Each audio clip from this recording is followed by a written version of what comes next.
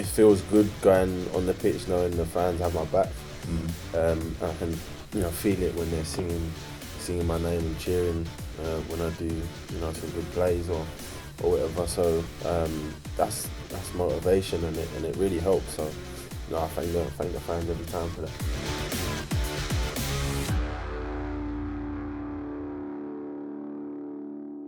All right, Chelsea fans, well, welcome back to yet another special interview from Cobham Training Ground. We've got Ruben Loftus-Cheek with us today. Welcome to the podcast. Thank you. Obviously, a big American audience we have back home. We are trying to grow that one as best we can. Any special message for the American fans of, keep on getting out to the pub, watch the matches? But, yeah, anything, just say hi, a little special message. No.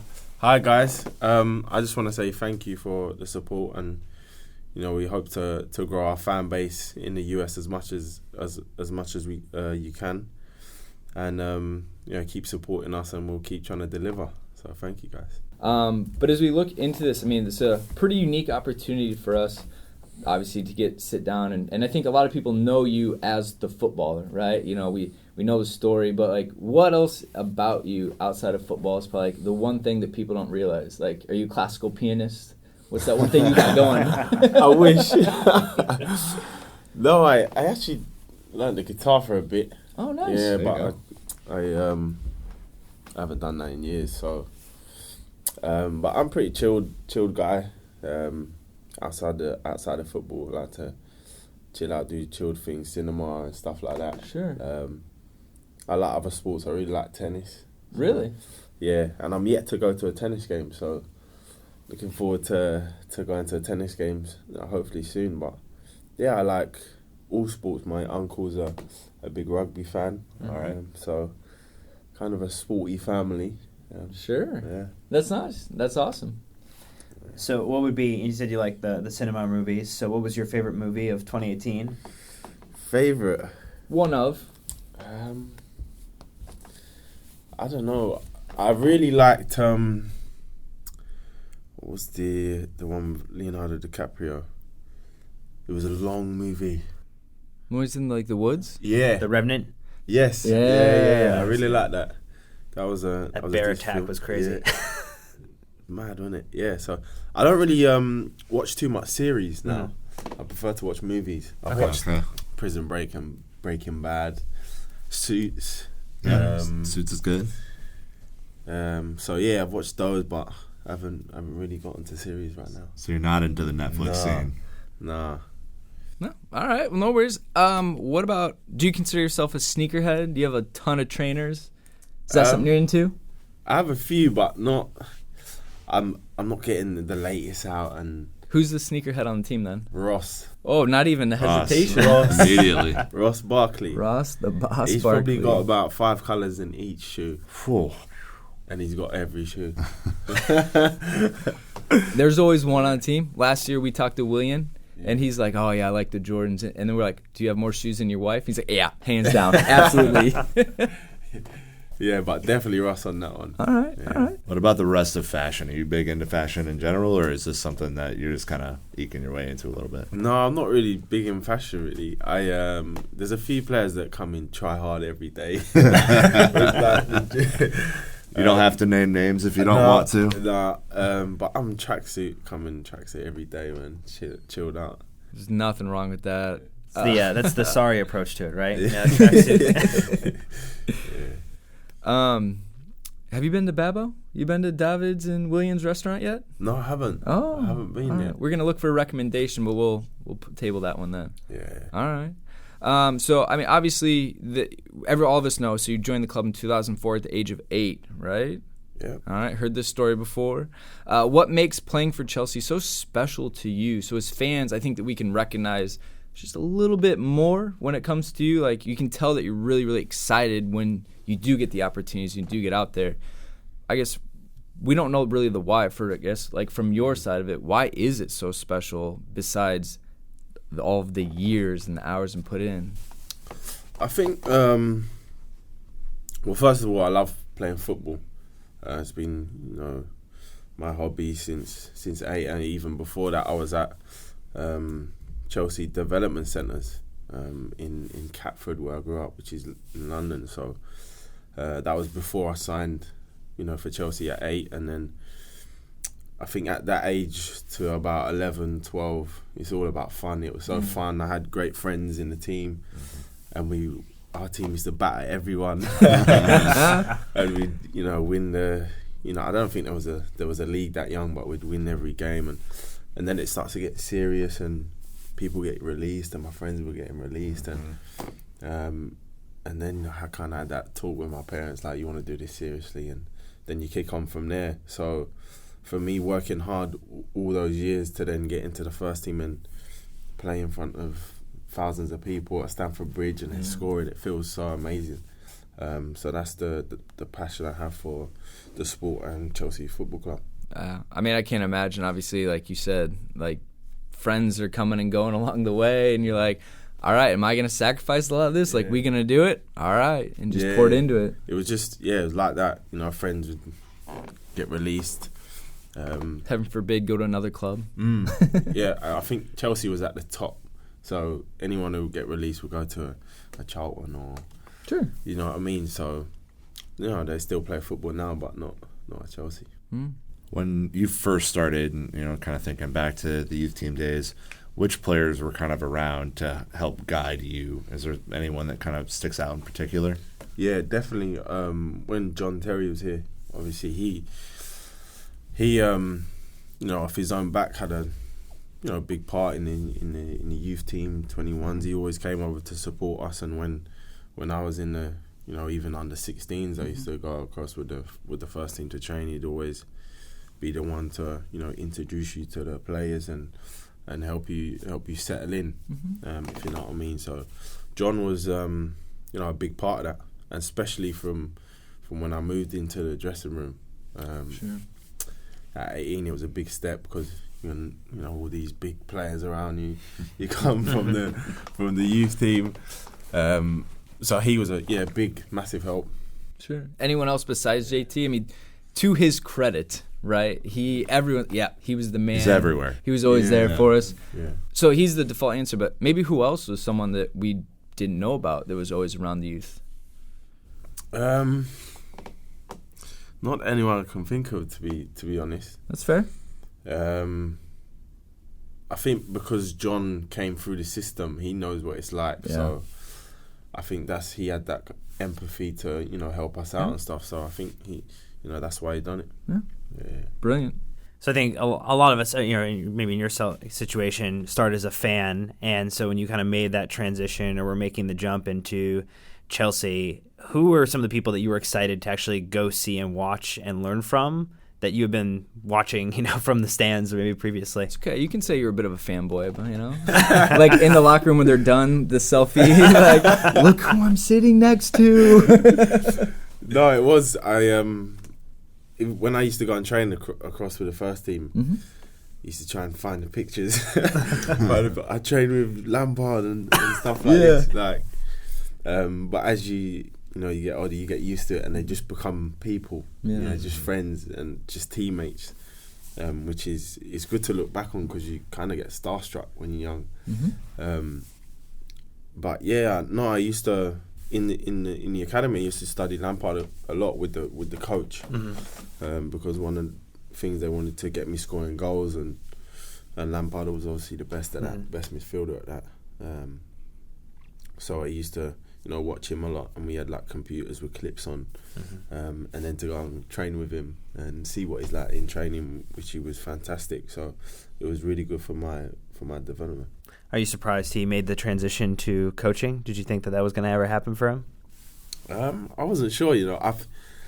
I knew John kind of had that persona of a coach, so I had a feeling he would get into that, and he's at Villa now, but I didn't know with Lamps, but it's good to see him doing well at Derby. So all the best to him. Yeah, I know he had that pundit role a little bit too. So you're like, he could go either way. He could do either. So then, kind of wrapping up with your academy days, one of my favorite stories with JT is always he's talking about having to clean people's boots. Did you get into that too? Did anyone always come over? Hey, Ruben, I hear my boots. No, we didn't. I think that was Kind of phased out. Yeah. All right. The old school. Dennis Wise cleaning days, boots, huh? Yeah. No Which hazing. I'm lucky because I heard some stories. But I think our bit of that was in the academy. We used to have jobs, and a few boys would pump the balls up, make sure the balls, and some boys would get the gear out for training. So we had jobs in the academy, but when you come across here, you know, it's so different. You have people cleaning your boots and the kit men doing everything. So I think it's important we don't take that for granted, and we thank them every year for what they do, because they do a lot behind the scenes. Yeah. Right. Yeah, I mean, a lot goes into it to like make your lives as easy as possible to go out and deliver, right? Yeah. Produce. Yeah. And it's a huge commitment by the clubs and stuff like that too, because obviously there's a lot of pressure that goes on. If you don't have to worry about, did I forget my boots or my shin pads? Like, you don't need to have to take that on. I'm worried about, anyways, a lot of other things. So yeah, anyways. Yeah, so to transition, now you're in the first team, you're getting more chances to play. I think a lot of Chelsea fans have, you know, a little extra hope for you because you've come through the academy that's a little bit more special. Just a little bit, a tiny bit. Do you feel like that gives you kind of extra motivation, or is it something that can feel like extra pressure? I've never seen it as extra pressure. It feels good going on the pitch knowing the fans have my back, and I can, you know, feel it when they're singing my name and cheering when I do, you know, some good plays or whatever. So that's motivation, and it really helps. So, you know, I thank the fans every time for that. Yeah, so we were actually at this Southampton match, and when you came on early for Willian, partly because where I was seated, but we all stood up, and a lot of people were standing up, even just clapping. Like we got to see it firsthand, kind of that excitement in person. So it was there's cool. there was good energy about it too. Yeah. So Yeah, no, it's wicked.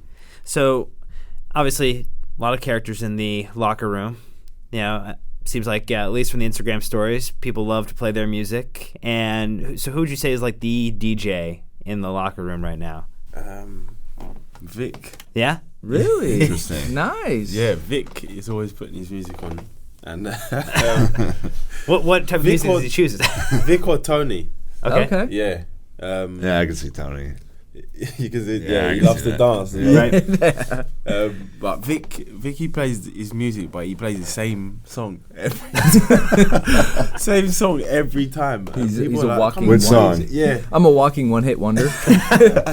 What song is it? He's playing the Tory Lanez album. Oh, okay, yeah. So he's just playing that every time, and he picks the same songs. We're like, Vic, So is check. that extra important to get the Beats deal so you Yeah. guys are all like on your own? No, this is great. I need to zone in. Yeah. Tony plays it a little like the Afro beats kind of. Yeah. Because he likes to dance as well. So He decent? yeah, he's Yeah. good. Yeah, He he's good. So kind of along that music line, what's kind of your ideal way to prep for a match on match day? You have like a go-to meal or kind of music that, you know, your prep? I think who were you talking to? Like, I always have to go to the bathroom before we go. Like, they were always in a certain routine, like boots, this, that. Yeah. We heard JT is really, Oh, he yeah. was really superstitious. JT was. I won't say what in case you don't want me to say, but he's No need. really superstitious. But going back to the start, I never had any superstitions or when I was young or whatever. Right now I have the same meal before, but I don't have any. I just go in the dressing room and listen to whatever, talk to whoever. You know what I mean? I'm relaxed, but I'm focused just to make sure that when we go out I'm ready. But no kind of routine or For sure. any superstition. No. It's always worth asking until you get that one weird one. You're like, that was worth it. No, that's good. Like you said, just loose and kind of that calm before the storm, right? That's Yeah. like, so I played a little bit at uni back home, and like that was always what we kind of talked about here, boys. The calm before the storm, you know? Yeah, Focus definitely. before you let it fly. How do you feel like you've been adapting to your role under Sarri? I know that you've played a couple of positions so far, both on the right and central midfield. Yeah, no, I from the injuries we have now, I can play on the wing or midfield. So it's good for me that I'm versatile. So I get more opportunities, if you like. So no, he's always trying to help me whatever position I'm playing in training just to get his ways kind of cemented into my head. So on the pitch when we're playing, it's kind of automatic, which I'm still learning now and trying to learn both positions in case William getting injured and I've got to fill in and do a job there. So I'm always focused in training and always looking to improve. Is there one thing in particular you feel like you've really learned under Sarri, maybe about your game or about a way to kind of play differently so that you have earned that trust to be a regular kind of feature in the team? No, I think he's helping me a lot with the defensive side of the game, which he obviously says in interviews, and I'm working hard to get that, and I'm improving with that. So I think that's why I'm getting a lot more opportunities on the field. So the more I can get that right, the more trust he'll have in me, and the more opportunities I'll get to do what I do. Obviously, as Americans, we're very interested in signing of Pulisic. We know that you guys ended up playing them at Wembley not too long ago. Yeah. Any better thoughts? day for your guys Yeah, than us. our guys did not do so well. Any thoughts on the new signing? Yeah, Was he on the scouting report? Did you get a little bit of detail to kind of see what you're going to be up against that match? Yeah, we did. Like every match, we have an analysis of who we're playing against and what kind of players we're playing against. Obviously, he's one of the well-known players for USA, and we did see him as a threat. So to have him at Chelsea would be really good. I haven't seen him play much. Obviously the USA game, but you guys didn't really have too much of the ball. Right. So that's a way of putting it politely. We'll send you some notes. We've got a lot of tape on him. But he looked really quick in that game and sharp. So it'd be good to see him in the Chelsea kit. So I'm not sure. I know we were talking beforehand. You mentioned they've been to California and other potential areas in the U.S. Is there any place that's been a bit of a favorite over there for you, and places you'd like to go within the U.S.? So I've been to New York a few times with Chelsea, and I've been to L.A. with my friends for a holiday, which I liked. The weather is amazing. It's like heaven out there. Yeah, we have this thing called sun. It's pretty cool. Yeah. So no, it's really good. But New York was cold when I went, which I didn't mind because somewhere new and you're getting that spirit. It was like right energy. Yeah. So no, but I really like the US and look to explore more states. Yeah. Do you have any favorite U.S. sports teams that you enjoy watching? U.S. sports teams. I'm not big on basketball or football. You guys. With the air quotes, huh? Yeah. But as I like tennis, so Serena Williams. Sure. Yeah. Big tennis player. So I like to watch her. Yeah, I mean she is definitely top of her game. She's awesome. All right, so for the next part, we're going to do some rapid fire questions with you right now. Hopefully a little bit more fun, laid back, maybe a little bit more, pop culture kind of today's stuff. But Fortnite or FIFA? FIFA. All right. Is that because of your skill level, or is that because of... I'm better on FIFA than Fortnite, but I've been playing Fortnite a lot recently, but I think I got to go FIFA. I had to pause there for a sec. That was a good one. Are you an Xbox guy or PlayStation guy? Xbox. All right. Okay. I'm getting a bit of stick, though, because everyone's got PS4. Seems like it. I'm on Xbox too, don't worry. No, I've got a PlayStation. You made the right call. So who is the best FIFA player on the team and worst FIFA player on the team? Who do you want to call out right now? No, Aspie gives it large. Okay. But I haven't actually played him. because I'm on Xbox and can't cross-play yet. It's, like it's convenient for him or you. But Ethan Ampadu saying he's good. Yeah.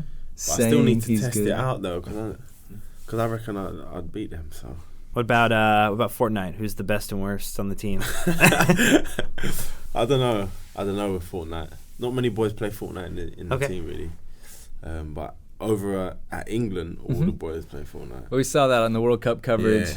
Like Fortnite was like we'd train and then go and play Fortnite. Nothing wrong with that. If you didn't play football, and I think we now know the answer, what sport do you think you'd play? Tennis. It's a layup now after that.